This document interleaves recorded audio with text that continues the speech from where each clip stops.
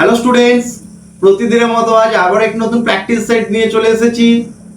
আজকের এই প্র্যাকটিস সেটে বাছাই করা কিছু গুরুত্বপূর্ণ জিকে রয়েছে যেগুলি আপকামিং সমস্ত কম্পিটিটিভ এক্সামের জন্য হেল্পফুল হবে।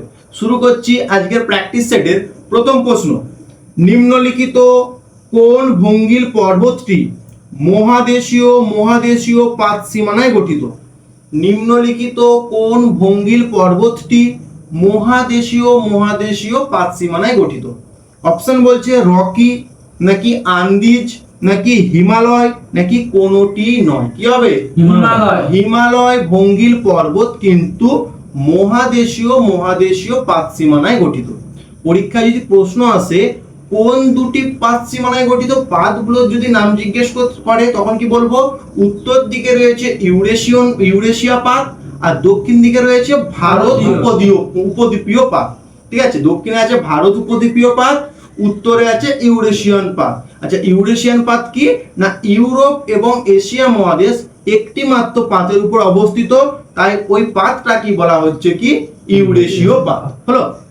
আচ্ছা, ভঙ্গিল পর্বত কি না, দুটি পাতের পরস্পরের দিকে যখন চলন ঘটে, অর্থাৎ অভিসারী যখন চলন ঘটে, ওই দুটি পাতের মধ্যবর্তী অংশে যে মহীখাত অংশ রয়েছে, অর্থাৎ মহীখাত কি না, সমুদ্র বা সাগরের অগভীর যে অংশ, সেটা কি বলা হয়ে থাকে? মহীখাত। ওই মহীখাত অংশের পলি ভাঁজকে ওপরের দিকে উঠে ভঙ্গিল পর্বতের সৃষ্টি হয়। তাহলে যদি পরীক্ষায় প্রশ্ন আসে যে হিমালয় যে তৈরি হয়েছে দুটি পাত, একটা ইউরেশিয়ান পাত, একটা ভারত উপদ্বীপীয় পাত, তাহলে মহীখাতটার অংশ, মহীখাতটার নাম কি ছিল? তেথিস যে উপসাগর ছিল তার মহীখাত অংশের পলিরাশি কিন্তু ভাঁজকে ওপরের দিকে উঠে এই ভঙ্গিল পর্বতের সৃষ্টি হয়েছে হলো। আচ্ছা, অপশন এ ছিল রকি কোন মহাদেশে রয়েছে? উত্তর আমেরিকা রয়েছে। এই রকি পর্বতটি কিন্তু একটি মহাদেশীয় পাত অর্থাৎ উত্তর আমেরিকান পাত এবং একটি মহাসাগরীয় পাত অর্থাৎ কি প্রশান্ত মহাসাগরীয় পাতের সংযোগস্থলে গঠিত। তাহলে রকি পর্বতটা কিন্তু মহাদেশীয় এবং মহাসাগরীয় পাতের দ্বারা গঠিত। ঠিক আছে, আর অপশন বি আছে আন্দিজ কোথায় আছে? দক্ষিণ আমেরিকাতে রয়েছে। আন্দিজ পর্বতটিও কিন্তু তিনটি পাতের সংযোগস্থলে গঠিত। কি? একটি আছে মহাসাগরীয় পাত অর্থাৎ প্রশান্ত মহাসাগরীয় পাত, আর কি আছে মহাদেশীয় পাত কি দক্ষিণ আমেরিকান পাত, আর একটা হচ্ছে নাজকা পাত রয়েছে। ঠিক আছে, নাজকা পাত, প্রশান্ত মহাসাগরীয় পাত আর হচ্ছে তোর দক্ষিণ আমেরিকান পাত, এই তিনটি বা ত্রিপাত সীমানা বরাবর, অভিসারী পাত সীমানা বরাবর কিন্তু এই আন্দিজ পর্বতটা গঠিত হয়েছে। আচ্ছা, আরো একটা, যদি এখানে হিমালয় না অপশন দিয়ে যদি এখানে আল্পস দিত, আল্পসও কিন্তু হবে। আল্পস যে ভঙ্গিল পর্বতটা রয়েছে ওটাও কিন্তু মহাদেশীয় পাত সীমানায় গঠিত। তাহলে যদি পরীক্ষায় প্রশ্ন আসে কোন দুটি পাত, না উত্তর দিকে রয়েছে কি ইউরেশিয়ান পাত আর দক্ষিণ দিকে রয়েছে আফ্রিকান পাত। তাহলে ইউরেশিয়ান পাত এবং আফ্রিকান পাতের সংযোগস্থলে গড়ে উঠেছে কি আল্পস পর্বত। ইউরেশিয়ান পাত এবং ভারতীয় উপদ্বীপীয় পাতের সংযোগস্থলে গড়ে উঠেছে হিমালয় পর্বত। আচ্ছা, উত্তর আমেরিকান পাত আর প্রশান্ত মহাসাগরীয় পাতের সংযোগস্থলে গড়ে উঠেছে রকি পর্বত। আর হচ্ছে দক্ষিণ আমেরিকান পাত, প্রশান্ত মহাসাগরীয় পাত এবং নাজকা পাত, এই তিনটে পাতের অভিসারী অঞ্চলে যে পর্বত গড়ে উঠেছে সেটা হচ্ছে আন্দিজ অঞ্চল। ঠিক আছে, আন্দিজ পর্বত। এগুলো সব ভঙ্গিল পর্বতের এক্সাম্পল। আচ্ছা, যদি পরীক্ষায় প্রশ্ন আসে সবচেয়ে উচ্চতম ভঙ্গিল পর্বত কোনটি? হিমালয়। সবচেয়ে উচ্চতম ভঙ্গিল পর্বত হচ্ছে পৃথিবীর মধ্যে হিমালয়।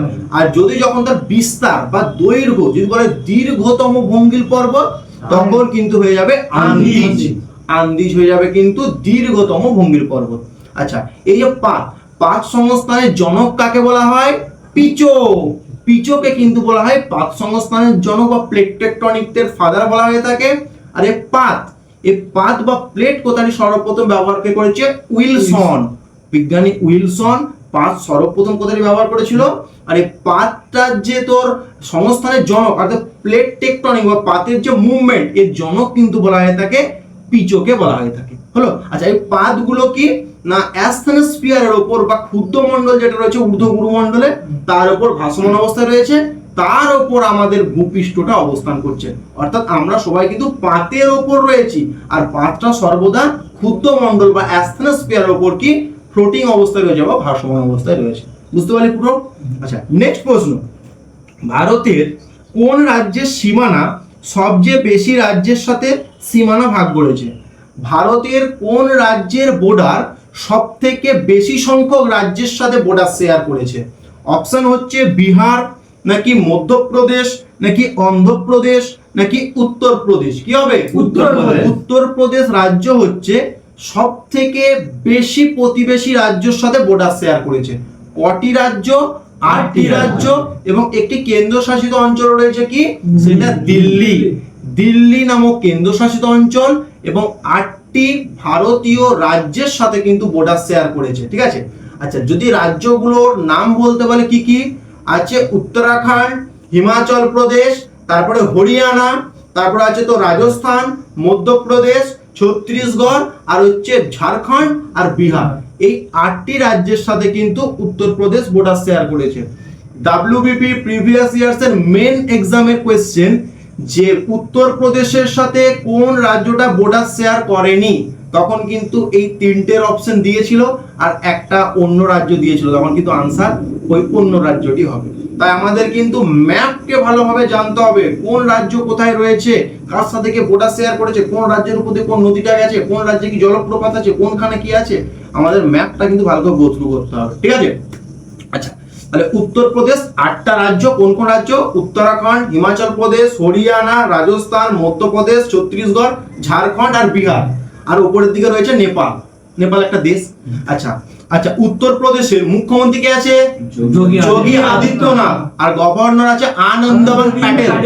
আনন্দীবেন প্যাটেল রয়েছে উত্তরপ্রদেশের গভর্নর আর যোগী আদিত্যনাথ রয়েছে কি উত্তরপ্রদেশের মুখ্যমন্ত্রী। আচ্ছা অপশন ছিল বিহার। বিহারের মুখ্যমন্ত্রী কে আছে? নীতিশ কুমার। নীতিশ কুমার হচ্ছে তোর বিহারের মুখ্যমন্ত্রী আর গভর্নর আছে কি আরিফ মোহাম্মদ খান।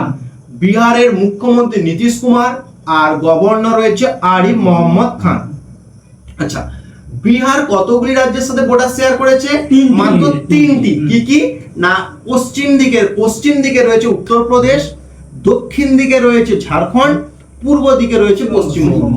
তাহলে পশ্চিমবঙ্গ, ঝাড়খণ্ড এবং উত্তরপ্রদেশ আর ওপরের দিকে রয়েছে কি নেপাল রয়েছে। এই 3টি রাজ্য এবং নেপাল নামক দেশের সাথে কিন্তু বর্ডার শেয়ার করেছে বিহার। ঠিক আছে, আচ্ছা মধ্যপ্রদেশ। মধ্যপ্রদেশ কটি রাজ্যের সাথে বর্ডার শেয়ার করেছে? 5টা। মধ্যপ্রদেশ 5টা রাজ্যের সাথে বর্ডার শেয়ার করেছে। কি কি? ওপর রয়েছে উত্তরপ্রদেশ, তার পাশেই রয়েছে কি রাজস্থান, তার পাশে নিচে রয়েছে গুজরাট। তাহলে উত্তরপ্রদেশ, রাজস্থান, গুজরাট, মহারাষ্ট্র, ছত্তিশগড়। কি কি আরো বলে দিচ্ছি? উত্তরপ্রদেশ, রাজস্থান, গুজরাট, মহারাষ্ট্র, ছত্তিশগড়। এই 5টি রাজ্যের সাথে কিন্তু মধ্যপ্রদেশ বর্ডার শেয়ার করেছে। মধ্যপ্রদেশের সিএম কে আছে? মোহন যাদব। মোহন যাদব। আর গভর্নর কে আছে? মুংভাই সি প্যাটেল। তাই তো, মুংভাই সি প্যাটেল। আর কি তোর উত্তরপ্রদেশ হয়েছে। অন্ধ্রপ্রদেশ অপশন ছিল। অন্ধ্রপ্রদেশ কতগুলি রাজ্যের সাথে বর্ডার শেয়ার করেছে? 5টি রাজ্যের সাথে বর্ডার শেয়ার করেছে। কি কি? উড়িষ্যা আছে, উড়িষ্যার পাশেই রয়েছে কি তোর ছত্তিশগড়। উড়িষ্যা, ছত্তিশগড়, তোর তেলেঙ্গানা। উড়িষ্যা, ছত্তিশগড়, তেলেঙ্গানা, কর্ণাটক, তামিলনাড়ু। এই 5টি রাজ্যের সাথে কিন্তু তোর অন্ধ্রপ্রদেশ বর্ডার শেয়ার করেছে। অন্ধ্রপ্রদেশের সিএম আছে চন্দ্রবাবু নাইডু আর গভর্নর রয়েছে কি আব্দুল নাজির। আব্দুল নাজির কিন্তু অন্ধ্রপ্রদেশের গভর্নর আছে। হলো? আচ্ছা নেক্সট প্রশ্ন, দক্ষিণ ভারতের মহাবলীপুরমের রথ মন্দির বা মহাবলীপুরমের মন্দির স্থাপত্য কোন বংশে নির্মিত হয়েছিল? তোর বলছে কি দক্ষিণ ভারতের মহাবলীপুরমের যে মন্দির স্থাপত্য রয়েছে কোন বংশের সময় স্থাপন করা হয়েছিল? অপশন বলছে পল্লব, নাকি চোল, নাকি চালুক্য, নাকি পাণ্ডব। কি হবে? পল্লব বংশের সময়ে কিন্তু এই মহাবলীপুরমের রথ মন্দির বা মহাবলীপুরমের শোর মন্দির কিন্তু নির্মাণ হয়েছিল। এছাড়া এই পল্লব বংশের সময় তার রাজধানী কি ছিল? পল্লবদের কাঞ্চিপুরম। ওই কাঞ্চিপুরমের কৈলাসনাথ মন্দির, কাঞ্চিপুরমের কৈলাসনাথ মন্দির এবং মহাবলীপুরমের রথ মন্দির কিন্তু এই দুটোই কিন্তু পল্লব বংশের সময় তৈরি হয়েছিল। এবং কে তৈরি করেছিল? দ্বিতীয় নরসিংহ বর্মন। দ্বিতীয় নরসিংহ বর্মন কিন্তু এই দুটোই হচ্ছে তৈরি করেছিল। হলো। আচ্ছা, আর চোল বংশের সময় কি না থাঞ্জাভুর, যেটাকে শস্য ভান্ডার বলা হয় ভারতের, ওই থাঞ্জাভুরের বৃহদেশ্বর মন্দির, থাঞ্জাভুরের বৃহদেশ্বর মন্দির, এটা কিন্তু চোলদের সময় নির্মাণ হয়েছিল। কে করেছিল? প্রথম রাজরাজ কিন্তু এই থাঞ্জাভুরের বৃহদেশ্বর মন্দিরটা কিন্তু নির্মাণ করেছিল। আচ্ছা, চালুক্য বংশের সময় অসংখ্য মন্দির নির্মাণ হয়েছিল পাট্টানাগালকে কেন্দ্র করে, তাই বলা হয় temples, group of temples, 10 group of temples বলা হয় তাকে পাট্টানাগালকে, যেটা কর্ণাটকের। ওখানে অসংখ্য মন্দির তৈরি হয়েছিল। তার মধ্যে কিছু কিছু এক্সাম্পল হচ্ছে তোর পাট্টানাগালের সঙ্গমেশ্বর মন্দির রয়েছে, পাট্টানাগালের তোর মল্লিকার্জুন মন্দির রয়েছে, এরকম অসংখ্য মন্দির রয়েছে। ঠিক আছে, তো সব পাট্টানাগালকে কেন্দ্র করে, এর জন্য পাট্টানাগালকে বলা হয় থাকে 10 গ্রুপ অফ টেম্পলস, কর্ণাটকের পাট্টানাগালকে বলা হয়, যেটা হচ্ছে কি চালুক্য বংশের সময় কিন্তু নির্মাণ হয়েছিল। আচ্ছা, পাণ্ড্যদের সময় কি মীনাক্ষী দেবীর মন্দির, যেটা মাদুরায় রয়েছে, ওইটা তৈরি করেছিল কে? কুলাশেখরা পাণ্ড্য কিন্তু এই মীনাক্ষী দেবীর মন্দিরটা নির্মাণ করেছিল। এগুলো সব এক ধাতে বলেছি, দেখ চুপ করে শুনে না। প্রথম বলছে পল্লবদের সময় তৈরি হয়েছিল মহাবলীপুরমের রথ মন্দির, এছাড়াও কি তৈরি হয়েছিল তো কাঞ্চিপুরমের কৈলাসনাথ মন্দির এবং মহাবলীপুরমের রথ মন্দির, যেটা পল্লবদের সময় তৈরি হয়েছিল। কে তৈরি করেছিল? দ্বিতীয় Narasimha Barman. Option B A ছিল চোলদের সময় হয়েছিল বিখ্যাত একটি মন্দির, সেটা হচ্ছে থাঞ্জাভুরের বৃহদেশ্বর মন্দির। এটা শিব মন্দির ছিল, এটা নির্মাণ করেছিল প্রথম রাজরাজ। আচ্ছা, চালুক্য বংশের সময় অসংখ্য মন্দির তৈরি হয়েছিল, যেগুলো নাগারা স্টাইল এবং দ্রাবিডিয়ান স্টাইলে তৈরি হয়েছিল, বা ভেসারা শিল্পনীতে অসংখ্য মিশ্রণ দেখা গেছে এর মধ্যে। এই জন্য পাট্টানাগালকে বলা হয় থাকে গ্রুপ অফ টেম্পলস পাট্টানাগালকে বলা হয় থাকে, যেগুলো কি না তো সব চালুক্য বংশের সময় নির্মাণ করা হয়েছিল। আর ছিল পাণ্ড্যর সময় কি না পাণ্ড্য রাজবংশের সময় মাদুরায় মীনাক্ষী দেবীর মন্দির নির্মাণ করা হয়েছিল। কে করেছিল? না কুলশেখরা পাণ্ড্য। হলো। আচ্ছা, নেক্সট প্রশ্ন, কোন গ্যাসটি স্ট্রেঞ্জার গ্যাস নামে পরিচিত? কোন গ্যাসটি স্ট্রেঞ্জার গ্যাস বা অদ্ভুত গ্যাস বা অপরিচিত গ্যাস নামে পরিচিত? অপশন বলছে আর্গন, নাকি জেনন, নাকি হিলিয়াম, নাকি রেডন। কি হবে? জেনন কে বলা হয় থাকে স্ট্রেঞ্জার গ্যাস বা অদ্ভুত গ্যাস বা অপরিচিত গ্যাস। কেন বলা হয় না জেনন শব্দটি এসেছে গ্রিক শব্দ জেনস থেকে। জেনস কথার অর্থ হচ্ছে কি স্ট্রেঞ্জার বা অপরিচিত, তাই জেনন গ্যাসকে বলা হয় থাকে স্ট্রেঞ্জার গ্যাস বা অদ্ভুত গ্যাস বা অপরিচিত গ্যাস। ঠিক আছে, জেনন থেকে আর সেরকম কিছু করার প্রয়োজন নাই। অপশনে আছে আর্গন গ্যাস। বায়ুমণ্ডলে সব থেকে বেশি পরিমাণ যদি বলা হয় কোন নিষ্ক্রিয় গ্যাস রয়েছে? আর্গন, প্রায় 0.93% কিন্তু বায়ুমণ্ডলে আর্গন গ্যাস রয়েছে, এবং 6টা যে নিষ্ক্রিয় গ্যাস রয়েছে তার মধ্যে সব থেকে বেশি আর্গন গ্যাসটাই রয়েছে। হলো। আসছে সি এ আছে তোর হিলিয়াম কি না এই যে নিষ্ক্রিয় গ্যাসগুলো রয়েছে সব থেকে হালকা নিষ্ক্রিয় গ্যাস হচ্ছে হিলিয়াম। এত হালকা যে মানুষ্যবাহী বা মানুষ বয়ে নিয়ে যাওয়ার জন্য যে বেলুনগুলো, সেই বেলুনে কিন্তু হিলিয়াম গ্যাস দ্বারা ভর্তি থাকে। তাহলে যদি পরীক্ষা প্রশ্ন আসে মনুষ্যবাহী বেলুনে কোন গ্যাস দ্বারা ভর্তি থাকে? হিলিয়াম। আচ্ছা, নিষ্ক্রিয় গ্যাসের মাত্রায় তোর সর্বশেষ কক্ষে ইলেকট্রন সংখ্যা 8 হয়, কিন্তু এক্সেপশন হিলিয়ামের ইলেকট্রন সংখ্যা 2টি হয়। যদি পরীক্ষায় প্রশ্ন আসে যে আমরা জানি যে নিষ্ক্রিয় গ্যাস বা নোবেল গ্যাস মাত্রায় সর্বশেষ কক্ষে 8টি করে ইলেকট্রন থাকে, তাহলে কোন নিষ্ক্রিয় গ্যাসে সর্বশেষ কক্ষে 2টি ইলেকট্রন থাকে? অপশন আনসার হয়ে যাবে কি? হিলিয়াম। ঠিক আছে, তাহলে হিলিয়াম থেকে কি জানলাম? সবচেয়ে হালকা গ্যাস, মনুষ্যবাহী বেলুনে ব্যবহার করা হয় এবং সর্বশেষ কক্ষে কিন্তু 2টি ইলেকট্রন থাকে। আর অপশন ডি আছে রেডন। রেডন কি সব থেকে ভারী, সবচেয়ে ভারী নিষ্ক্রিয় গ্যাস বললে কিন্তু রেডন। এত ভারী যে বায়ুমণ্ডলের বেশি উপরে উঠলে একে পাওয়া যায় না, এ সব সময় ভূপৃষ্ঠের সমান্তরালে কিন্তু আশপাশে রেডন গ্যাসটা থাকে। হলো? আচ্ছা আচ্ছা, নোবেল গ্যাস বা নিষ্ক্রিয় গ্যাসকে পর্যায় সারণীর কত নাম্বার শ্রেণীতে রয়েছে? 18 নাম্বার শ্রেণীতে রয়েছে। আচ্ছা, নেক্সট প্রশ্ন, মানবদেহের বক্ষপিঞ্জরে কতগুলি হাড় থাকে? মানবদেহের এই যে বুকের যে পাঁজরগুলো রয়েছে কতগুলি হাড় নিয়ে গঠিত? অপশন বলছে 12টি, নাকি 22 জোড়া, নাকি 24টি, নাকি 26টি। কি হবে? 24টি বা 12 জোড়া কিন্তু এরকম হাড় নিয়ে বা পরশুকা, যেটা গোদা বাংলায় বলে পরশুকা নিয়ে কিন্তু গঠিত। এই এক একটা পরশুকা, এই মাঝখানে এসে যে জয়েন্ট হয়েছে এই মিডিল অংশটাকে বলা হয় স্টারনাম। তাহলে প্রতিটি পরশুকা এখানে কিন্তু যোগ হয়েছে, যেটাকে স্টারনাম বলা হয়ে থাকে। আচ্ছা, এই 12 জোড়া পরশুকা মানে এইদিকে 12টা পরশুকা আছে, এইদিকে 12টা পরশুকা রয়েছে, তার মধ্যে 1 থেকে 7 নাম্বার পরশুকা ডিরেক্টলি স্টার নামের সাথে কিন্তু যোগাযোগ স্থাপন করেছে। এর জন্য একে বলা হয় ট্রু রিবস বা প্রকৃত পরশুকা। প্রকৃত পরশুকা কত না 1 থেকে 7 পর্যন্ত ডিরেক্টলি একবারে তোমার স্টার নামের সাথে মিলেছে।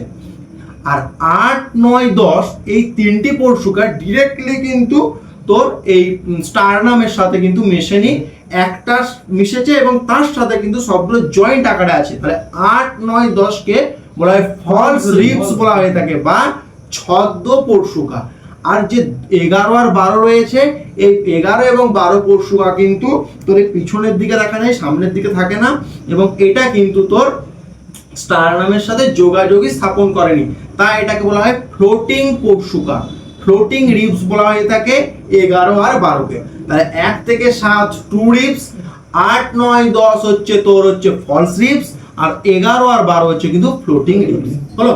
আচ্ছা, তোর এবার বল, মানব দেহের জন্ম যখন হয় তখন কতগুলো হাড় থাকে? 300 প্লাস।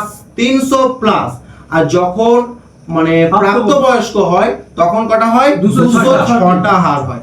206টা হয় কি প্রাপ্তবয়স্ক মানুষের হাড়ের সংখ্যা, আর যখন জন্মায় তখন হচ্ছে 300টা। অর্থাৎ কি এক একটা হাড় পরস্পরের সাথে যুক্ত হয়ে গিয়ে কিন্তু হাড়ের সংখ্যাটা কমে যায়।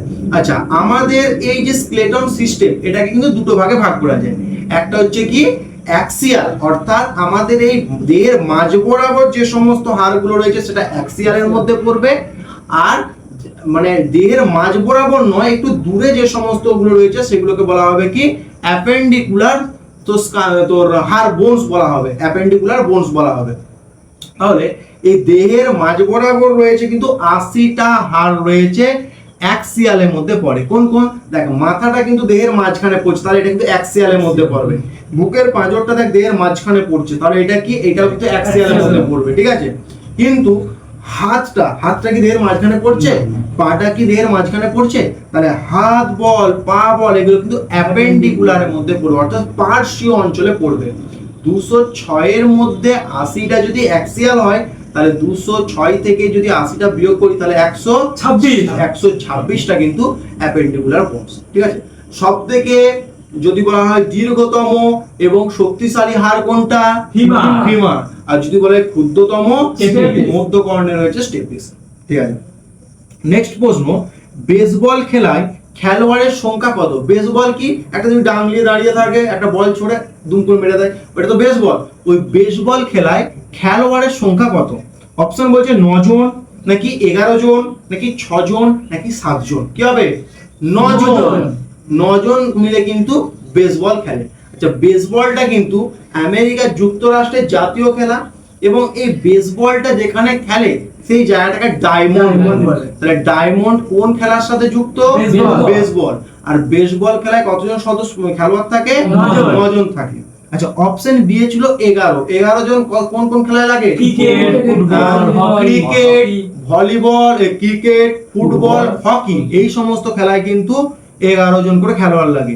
আচ্ছা, ক্রিকেট যেখানে খেলা হয় সেটাকে পিচ বলা হয়, আর হকি আর ফুটবল যেখানে খেলা হয় সেটাকে ফিল্ড বলা হয়। তাহলে হকি এবং ফুটবল যেখানে খেলে সেটাকে কি বলা হয়? ফিল্ড বলা হয়। আচ্ছা, 6 জন। ছজন কোন কোন খেলায় লাগে? ভলিবল। ভলি। আচ্ছা ভলিটাকে যদি ইংলিশে লিখি VOLLEY, দেখ 6টা আমরা অ্যালফাবেট বা 6টা আমরা লেটার পাচ্ছি, তাহলে কি ভলিবল খেলায় কিন্তু 6জন খেলোয়াড় লাগে। আর ভলিবল যেখানে খেলে সেটা কি বলে? কোর্ট বলে। কোর্ট। ভলিবল যেখানে খেলে সেটা বলে কোর্ট বলে। আচ্ছা অপশন ডি এ আছে 7 জন। 7 জন কি না কাবাডি। কাবাডি ওয়ার্ডটা গেলে কতগুলো আছে দেখ, KABADDI, কাবাডি। তার মানে 7টা হচ্ছে মানে কি কাবাডি খেলায় 7 জন। নেটবল। নেটবলও দেখ NETBALL, নেটবল 7 হচ্ছে, তার মানে 7 জন। আর একটা আছে কি ওয়াটার পোলো। পোলো খেলায় 4 জন আর ওয়াটার পোলোয় 7 জন। তাহলে ওয়াটার পোলো বল, নেটবল বল, কাবাডি বল, এই সমস্ত খেলায় কিন্তু খেলোয়াড়ের সংখ্যা 7 জন হলো। আচ্ছা নেক্সট প্রশ্ন, ভারতের নাগরিকত্ব পাওয়ার শর্তসমূহ স্থির কে করে? ভারতে যদি নাগরিকত্ব বা সিটিজেনশিপ পেতে হয় যে সমস্ত শর্তগুলো আরোপ করে সেটা কে করে? অপশন বলছে প্রধানমন্ত্রী, নাকি সুপ্রিম কোর্ট, নাকি রাষ্ট্রপতি, নাকি সংসদ। কি হবে? সংসদ। সংসদ কিন্তু নাগরিকত্ব আইন সম্পর্কে কিন্তু নানা রকম শর্ত আরোপ করে। আচ্ছা নাগরিকত্ব আইন কত সালে এসেছিল? 1955 সালে নাগরিকত্ব আইন প্রণীত হয় বা লাগু হয়। আচ্ছা নাগরিকত্ব আইন কত নম্বর পার্টে আছে? 2 নম্বর পার্টে আছে। কত নম্বর ধারাতে? কত নম্বর ধারাতে? 5 থেকে 11 নম্বর ধারাতে কিন্তু রয়েছে। আচ্ছা এই নাগরিকত্বর যে কনসেপ্টটা, এটা কোন দেশ থেকে অ্যাডপ্ট করা হয়েছে? ব্রিটেন থেকে কনসেপ্টটা অ্যাডপ্ট করা হয়েছে। আর আমাদের ভারতে কিন্তু একক নাগরিকত্ব দেশ। ঠিক আছে। নেক্সট প্রশ্ন, সর্বপ্রথম ভারতের জাতীয় আয় পরিমাপ কে করেন? সর্বপ্রথম ভারতের জাতীয় আয়কে পরিমাপ করেন। অপশন বলছে প্রশান্ত চন্দ্র মহালানবিস, নাকি VKRV রাও, নাকি দাদাভাই নৌরোজি, নাকি ফিন্টলেস সাইরাস। কি হবে? দাদাভাই নৌরোজি কিন্তু ভারতের সর্বপ্রথম জাতীয় আয় পরিমাপ করার চেষ্টা করেন এবং তিনি আয় যে পরিমাপ করেছিলেন সেটা তার একটি গ্রন্থ রয়েছে, সেখানে কিন্তু প্রকাশিত হয়েছিল কি? Poverty and un-British rule in India. Poverty and un-British rule in India এই গ্রন্থে কিন্তু তার এই সমীক্ষাটা, রিপোর্টটা প্রকাশ পেয়েছিল। আচ্ছা সেই সময় তোর ভারতের মানুষের মাথা পিছু বার্ষিক আয় কিন্তু 20 টাকা ছিল। তাহলে যদি পরীক্ষায় প্রশ্ন আসে দাদাভাই নৌরোজি যখন জাতীয় আয় পরিমাপ করেছিল তখন ভারতীয় নাগরিকদের মাথা পিছু বার্ষিক আয় কত টাকা করেছিল? 20 টাকা করেছিল হলো। আর তাহলে দাদাভাই নৌরোজি প্রথম কিন্তু করেছিল। আর যদি বলা হয় সর্বপ্রথম বৈজ্ঞানিক ভাবে কে জাতীয় আয় পরিমাপ করেছে, তখন এই যে VKRV রাও। যদি বলা হয় বৈজ্ঞানিক ভাবে বা ক্যালকুলেটিং ভাবে ক্যালকুলেট করেছিল কে? বৈজ্ঞানিক ভাবে VKRV রাও হচ্ছে প্রথম জাতীয় আয় মেজার করেন। আচ্ছা এই যে জাতীয় আয়টা মেজারমেন্ট করে কোন সংস্থা? CSO, সেন্ট্রাল কি statistical office. Central statistical office বা শর্ট ফর্মে CSO এই জাতীয় আয়টা কিন্তু মেজারমেন্ট করে। আচ্ছা এই জাতীয় আয়ের যে CSO, এই CSOটার হেডকোয়ার্টার কোথায় আছে? নিউ দিল্লিতে কিন্তু হেডকোয়ার্টার আছে হলো।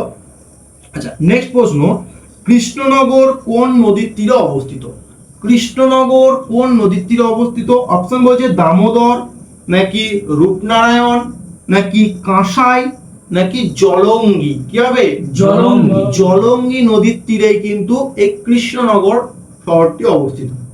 কৃষ্ণনগর কি না নদিয়া জেলার কিন্তু সদর শহর এবং মাটির পুতুলের জন্য বিখ্যাত। আর কি ওই কৃষ্ণনগরের উপর দিকে কর্কটক্রান্তি রেখাটা কিন্তু গেছে হলো। আর কি তোর অপশন এ আছে দামোদর। দামোদর নদীর তীরে কি আছে? দুর্গাপুর। ডিভিসি ব্যারেজটা আছে না, তাহলে দুর্গাপুর হচ্ছে দামোদর নদীর তীরে আছে। আর তমলুক আছে কিন্তু রূপনারায়ণ।